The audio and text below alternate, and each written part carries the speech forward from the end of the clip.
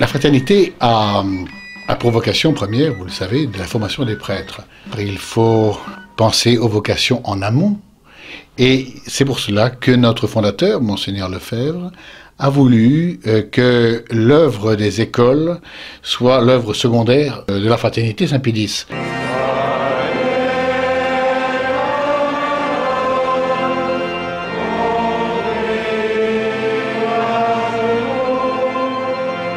Vous savez, on avait interrogé un jour Saint-Pédis en lui disant qu'est-ce qui est le plus urgent, selon vous, pour restaurer la chrétienté, pour refaire la royauté sociale de notre Seigneur, la reconstruire. Il avait répondu en premier les écoles. Les écoles, et tout le monde s'attendait à ce qu'ils disent les séminaires, etc. Non, parce qu'il faut penser en amont.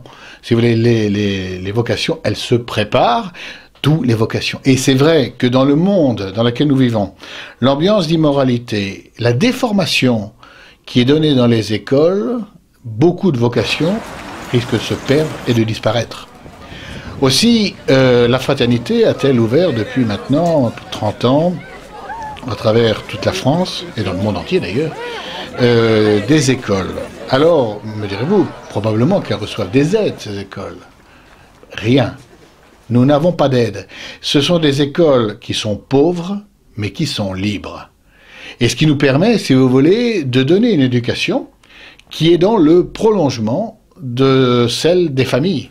Les familles nous confiant leurs enfants n'ont pas cette crainte de voir que tout ce qu'ils ont essayé de transmettre à leurs enfants ne soit déformé et au risque de perdre les âmes des enfants. Et aussi, c'est au travers des écoles, non seulement que nous aurons des vocations, mais aussi que nous aurons de bons pères et de bonnes mères de famille. Toute une élite catholique qui nous fait tant défaut.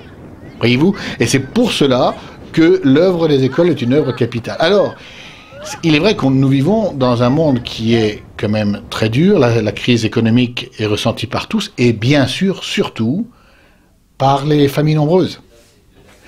Vous avez entendu les projets gouvernementaux de réduire, par exemple, les aides familiales, mais les salaires n'augmentent pas. Et les écoles, ne recevant aucune aide, nous devons payer les salaires des professeurs, et puis nous devons aussi aider les familles à inscrire leurs enfants chez nous.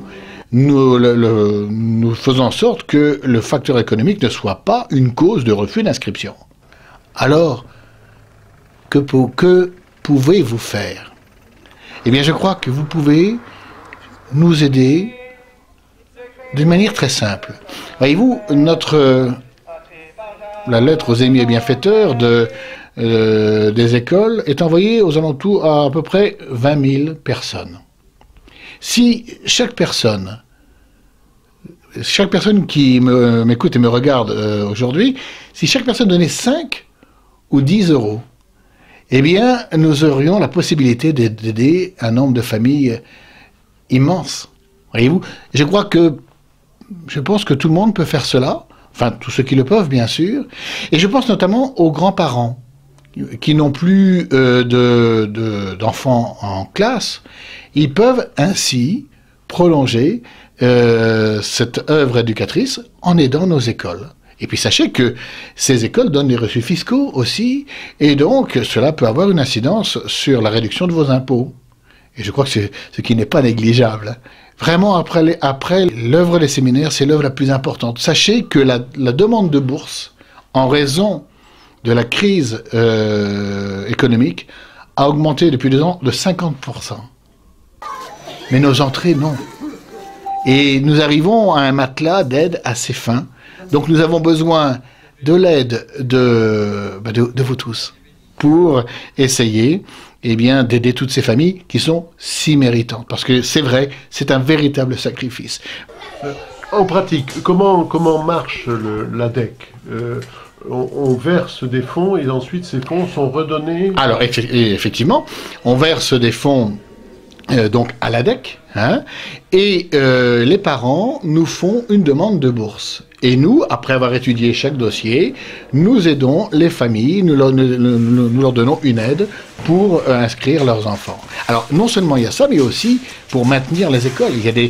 Nous avons à peu près une quarantaine d'écoles. Hein, les écoles, il faut les maintenir en état. C'est pour nous un casse-tête quotidien.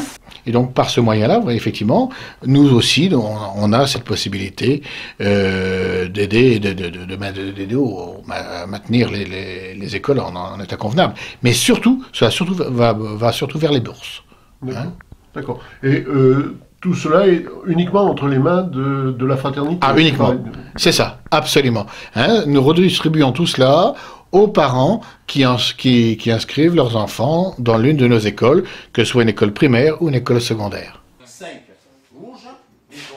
Mais quand ils verront, ces parents, quand ils verront ces enfants bien se marier, occuper une place sociale ou monter à l'autel, ou se donner au bon Dieu dans un monastère ou dans une maison religieuse, alors ce sera, tous les sacrifices accomplis par les parents seront couronnés.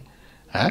Donc voilà, je confie cette œuvre à votre générosité et à vos bonnes prières. Et sachez que quand vous arriverez là-haut, je suis convaincu, vous verrez une nuée d'enfants qui vous remercieront de ce que vous avez fait pour eux. Donc à tous, un très grand merci. Sorry.